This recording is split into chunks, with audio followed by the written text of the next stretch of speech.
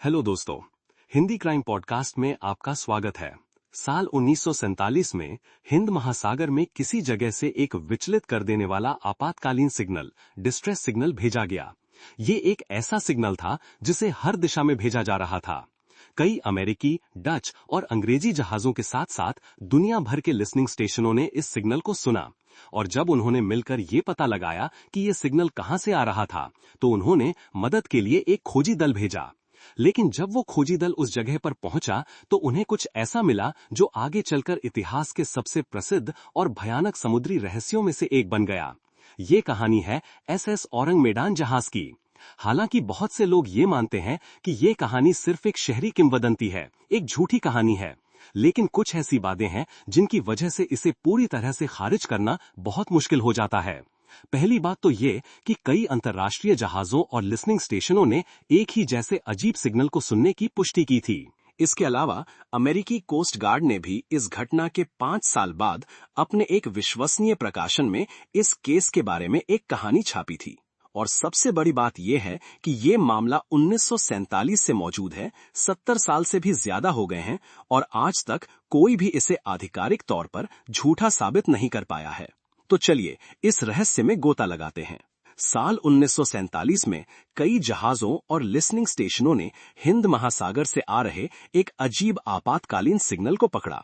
ये signal Morse code में था और संदेश कुछ इस तरह था: कप्तान समेत सभी अफसर मर चुके हैं, चार्ट रूम और ब्रिज पर लाशें पड़ी हैं, मुमकिन है कि पूरा क्रू मर चुका है। इसके बाद मोर्स कोड में कुछ ऐसा आया जिसे कोई समझ नहीं पाया और फिर संदेश सिर्फ 2 शब्दों के साथ खत्म हो गया: मैं मर रहा हूं। और फिर खामोशी छा गई। एक जहाज जिसने ये सिग्नल सुना था उसका नाम था सिल्वर स्टार। ये एक अमेरिकी जहाज था जो मलेशिया के तट के पास गश्त कर रहा था। हिंद महासागर में मौजूद दूसरे जहाजों और लिसनिंग स्टेशनों की मदद से उन्होंने उस सिग्नल की लोकेशन का पता लगा लिया। उन्होंने उस जहाज की पहचान SS औरंग मेडान के रूप में की। ये जहाज मलक्का जल डमरू मध्य स्ट्रेट ऑफ मलक्का के ठीक मुहाने पर था, जो हिंद महासागर और प्रशांत महासागर के बीच का मुख्य शिपिंग रास्ता है। ऐसा लग रहा था कि ये जहाज हिंद महासागर की ओर बस बहता जा रहा था। सिल्वर स्टार ने सबसे पहले औरंग मेडान को वापस संदेश भेजने की कोशिश की, लेकिन कई नाकाम कोशिशों के बाद सिल्वर स्टार के कप्तान ने फैसला किया कि उन्हें वहां जाकर जांच करनी होगी, क्योंकि कुछ तो बहुत गड़बड़ थी। सिल्वर स्टार ने इलाके के बाकी सभी जहाजों और लिसनिंग स्टेशनों को बताया कि वे खुद खोजी दल के तौर पर औरंग मेडान की ओर जा रहे हैं। उस सिग्नल को सुनने वाला हर कोई जानना चाहता था कि आखिर हुआ क्या है। कई घंटों तक सीधे औरंग मेडान की ओर बढ़ने के बाद उन्हें दूर एक जहाज दिखाई दिया। सिल्वर स्टार पर मौजूद अनुभवी नाविकों ने देखते ही समझ लिया कि वो जहाज पानी में बेजान था, बस यूं ही बह रहा था। ये कोई अच्छा संकेत नहीं था, खासकर उस सिग्नल के बाद जो उन्हें मिला था। जैसे जैसे वे जहाज के करीब आते गए, मंजर और भी खौफनाक होता गया। वे ऊपर ब्रिज की ओर देख रहे थे, जहां जहाज का स्टीयरिंग व्हील होता है, लेकिन उन्हें वहां कोई भी इंसान नजर नहीं आया। डेक पर भी कोई खड़ा नहीं था। उन्होंने अभी अभी मदद के लिए सिग्नल भेजा था, तो कोई भी सोचेगा कि उस बेजान जहाज पर मौजूद लोग मदद के लिए जहाज के किनारों पर खड़े होकर इशारा कर रहे होंगे, लेकिन नहीं, वहां बस खामोशी थी। जहाज पर कोई नहीं था, सारी लाइटें बंद थीं, वो बस हिंद महासागर के अशांत पानी में ऊपर नीचे हो रहा था। और करीब पहुंचकर उन्होंने अपना विसल बजाना शुरू कर दिया, ताकि औरंग मैदान पर मौजूद किसी का भी ध्यान खींच सकें। उन्होंने मोर्स कोड से भी दोबारा उनका ध्यान खींचने की कोशिश की, लेकिन कोई जवाब नहीं आया। इन सभी नाकाम कोशिशों और चारों ओर फैले अजीब माहौल को देखते हुए सिल्वर स्टार के कप्तान ने फैसला किया, हमें इस जहाज पर चढ़ना होगा। सिल्वर स्टार के क्रू मेंबर्स जहाज पर चढ़ने से पहले ही जानते थे कि उन्हें यकीनन कुछ बहुत भयानक मिलने वाला है। बहुत सारे खतरे के संकेत थे। वे कुछ बुरे के लिए तैयार थे, लेकिन शायद वे इस बात के लिए बिल्कुल भी तैयार नहीं थे कि ये कितना बुरा होने वाला है। जैसे ही वे जहाज पर चढ़े, डेक पर ही उन्हें कई क्रू मेंबर्स की लाशें मिली। वे सब मर चुके थे, लेकिन असली रहस्य उन सभी मृत क्रू मेंबर्स के शरीर की अजीब स्थिति में छिपा था। वे सभी अपनी पीठ के बल लेटे हुए थे और उनके हाथ उनके सामने ऐसे फैले हुए थे जैसे वे ऊपर मौजूद किसी अनदेखे हमलावर से खुद का बचाव कर रहे हों। इससे भी अजीब बात यह थी कि उनके चेहरों पर एक भयानक खौफ का भाव जमा हुआ था, जैसे मरने से पहले उनके आखिरी पल बेहद दर्दनाक और डरावने रहे हों। यहाँ तक कि जहाज का कुत्ता भी इसी हालत में था। उसके दांत बाहर निकले हुए थे, जैसे वो आसमान की ओर देखकर गुर्रा रहा हो। सभी के सभी। ये देखकर सिल्वर स्टार के क्रू मेंबर्स हैरान रह गए। वे हर लाश को देख रहे थे और सोच रहे थे कि आखिर यहाँ हुआ क्या है। वे ब्रिज की ओर बढ़े। वहां भी हर कोई मरा पड़ा था और उसी हालत में, जैसे अपने आखिरी पलों में किसी अनदेखे हमलावर से लड़ रहे हों। वो शख्स जो आपातकालीन सिग्नल भेज रहा था, वो टेलीग्राफ मशीन पर ही झुका हुआ था। उसकी उंगली सचमुच टेलीग्राफ पर थी। बस वही एक था जो उस अजीब मुद्रा में नहीं था। फिर वे जहाज के निचले हिस्सों में गए। आमतौर पर स्टील के जहाज के बॉयलर रूम में काफी गर्मी होती है और वहां हवा आने जाने का कोई खास इंतजाम नहीं होता। ऊपर से बाहर का तापमान 100 डिग्री फ़ारेनहाइट लगभग 38 डिग्री सेल्सियस से ज्यादा था।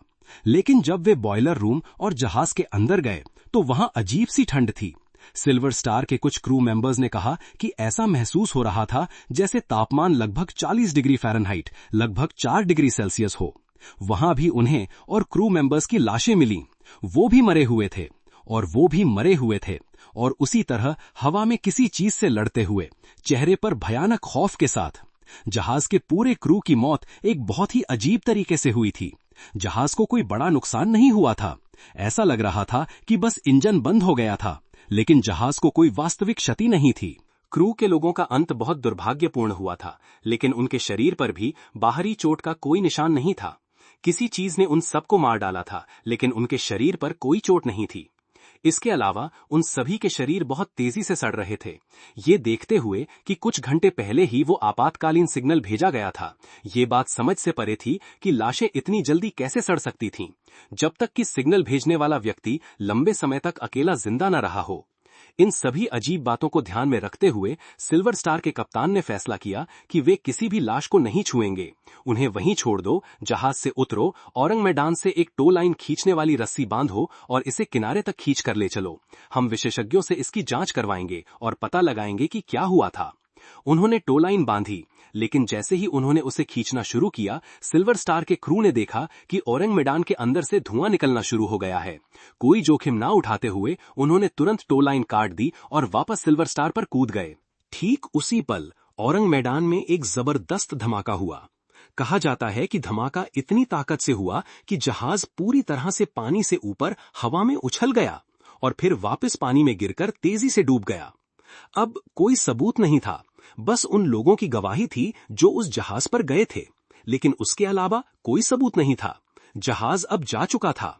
सिल्वर स्टार के कप्तान और उनके क्रू को बस मुख्य भूमि पर वापस जाकर ये समझने की कोशिश करनी थी कि उन्होंने अभी क्या देखा, क्योंकि वे सभी लोग जो इस घटना में शामिल थे जानना चाहते थे कि क्या हुआ। और उनका जवाब था, हमने जहाज पर एक भयानक चीज देखी और फिर वो फट गया और गायब हो गया। और यहीं पर यह रहस्य एक तरह से खत्म हो जाता है। लेकिन आइए अब उन सिद्धांतों पर नजर डालते हैं जो इस कहानी को लेकर मौजूद हैं। जो लोग मानते हैं कि ये कहानी सिर्फ एक किंवदंती है, वे इस तथ्य की ओर इशारा करते हैं कि एसएस औरंग मैदान के अस्तित्व का कोई ठोस रिकॉर्ड नहीं है।